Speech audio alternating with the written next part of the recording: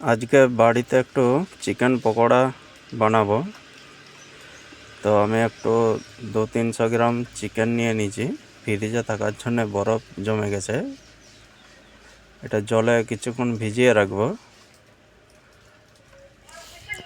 এই দেখুন আমার চিকেনটা রেডি হয়ে গেছে।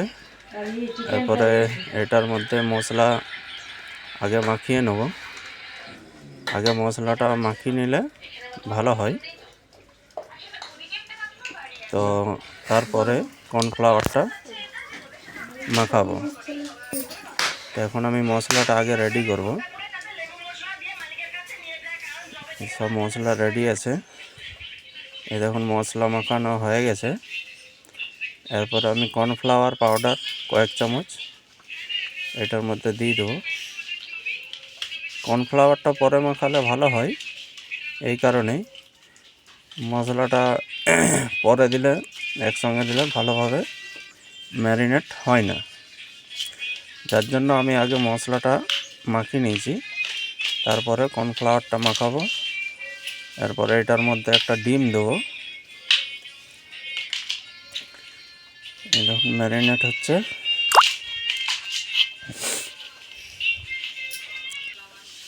Marinate complete. এরপরে এটাকে আমি ফ্রাই করব। এবং কালারটা দেখুন কত সুন্দর কালার এসছে। এবার গ্যাসটা ধরিয়ে নেব। এটাতে কিছু সামান্য পরিমাণ অয়েল দিলাম। অয়েলটা গরম হবে, তারপরে আমি ছেঁকব। এই দেখুন চিকেন দিয়ে দিলাম।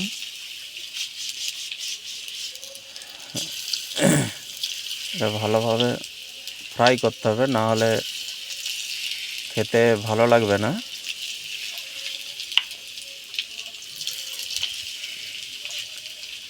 কম হিটের মধ্যে ভাজতে হবে, তাহলে ভালো হবে। যত কম হিটে ভাজবেন তত স্বাদ আসবে, ফ্রাইটাও ভালো হবে।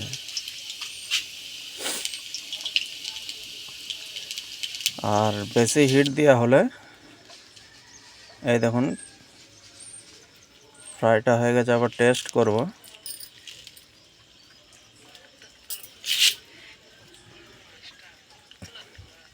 টেস্ট খুব সুন্দর হয়েছে, খুব ভালো।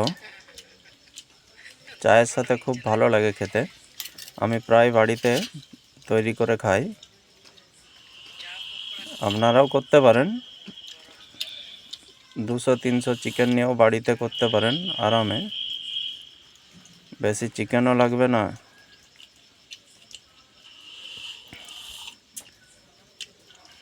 চায়ের সাথে খুবই সুন্দর লাগে।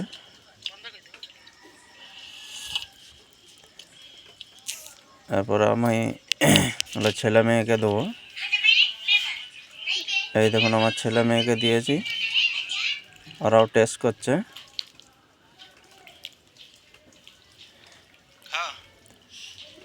এটা আমাদের প্রায় সময় হয়ে থাকে সন্ধ্যার সময়।